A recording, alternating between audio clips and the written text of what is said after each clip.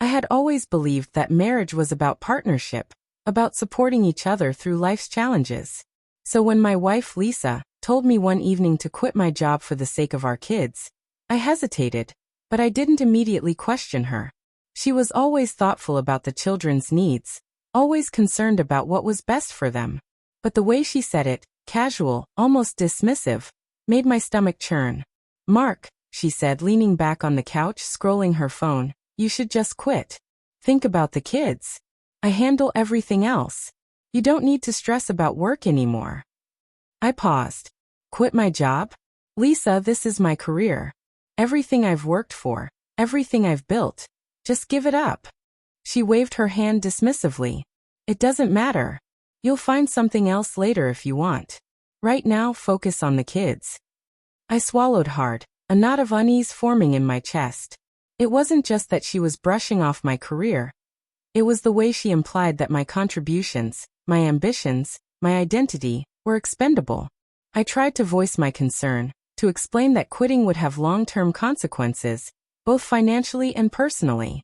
But she interrupted me, sighing, clearly uninterested in hearing anything that didn't align with her viewpoint. "Mark, I'm serious," she said, her tone final, almost cold. "You're stressing yourself out for no reason. Quit. It's best for everyone." Her words cut deeper than I expected. I realized that this wasn't just a disagreement about career or parenting. It was a subtle dismissal of who I was, of the life I had built. And the more I thought about it, the more I noticed the pattern. The way she minimized my opinions, brushed off my concerns, and subtly redirected conversations to suit her narrative. I didn't act immediately. I spent that night pacing, reviewing every detail of our life together. My career had been my passion, my identity. Quitting would have been a sacrifice, but one that she wanted casually, as if it were nothing. The more I considered her request, the more I felt a surge of anger and betrayal. The next morning, I confronted her again.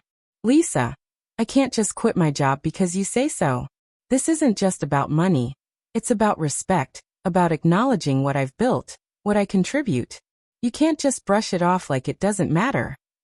She looked at me with a mixture of frustration and disbelief. "You're overreacting. I'm just thinking about the kids. Why are you making this a big deal?" Because it was a big deal. Everything I had worked for, every late night, every sacrifice, it all mattered. And the fact that she could dismiss it so easily revealed a side of her I hadn't wanted to see. That day, I began gathering evidence. Emails, text messages, conversations, anything that showed a pattern of dismissiveness and disregard. The more I uncovered, the clearer it became that this wasn't a one-time occurrence. It was a habit. My career, my voice, my choices had been undermined repeatedly, all while being masked as concern for the family. I realized I needed a response, a way to show her the consequences of her dismissive attitude. It wasn't about revenge. It was about clarity, about exposing the imbalance she had created in our marriage. I scheduled a family meeting, framing it as a discussion about our children's future. When she sat down expecting a routine conversation, I laid everything out. Financial plans, career contributions, long-term goals, and the subtle ways she had dismissed my role in each. I showed her emails where she undermined decisions, text messages where she implied my career wasn't important, and financial records demonstrating how much I had sacrificed for the family.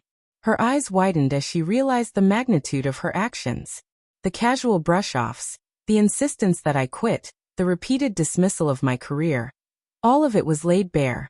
For the first time, she saw the impact of her words and choices not as minor suggestions, but as serious disruptions to my life and our family's stability. I didn't yell. I didn't cry. I simply let the facts speak, letting the weight of reality settle on her shoulders. "This isn't just about work, Lisa," I said calmly. "It's about respect. You've treated my life and my contributions as optional, like they don't matter. And now you see what that feels like." She was speechless, the usual confidence and control replaced by guilt and shock. I had mirrored back to her the disregard she had shown me, but with clarity, precision, and undeniable evidence. The betrayal she had casually disguised as care was now unavoidable, tangible, and inescapable. By the end of the evening, I knew something fundamental had shifted. Whether our marriage survived or not, the balance had changed. I would no longer allow my life, my career, my identity to be minimized. I had shown her what it meant to treat someone's dedication as disposable, and the shock of seeing her own behavior reflected back at her was a lesson that would not be forgotten. As I walked away that night, I felt a strange mixture of liberation and sadness. The confrontation had been painful, but necessary.